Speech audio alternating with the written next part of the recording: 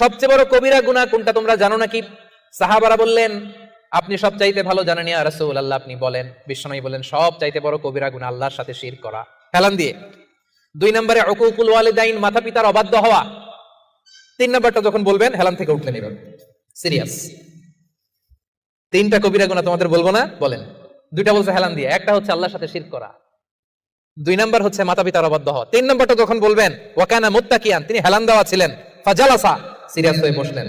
এরপরে বললেন, আলা ওয়া কাউলু যুর, আলা ওয়া শাহাদাতু যুর, সাবধান, মিথ্যা বলো না, মিথ্যা সাক্ষী দিও না, মিথ্যা সাক্ষী দিও না, মিথ্যা সাক্ষী দিও না। বিষ্ণু বলতেই লাগলেন। কতবার যে বলছেন তার কোনো হিসাব নাই। সুবহানাল্লাহ।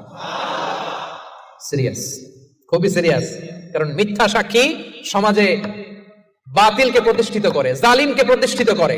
মিথ্যা সাক্ষী সমাজে অন্যায়কে প্রতিষ্ঠিত করে। চিল্লায় বলেন ঠিক কিনা? মহাপাপ। রহমানের বান্দারা মিথ্যা সাক্ষী দেয়।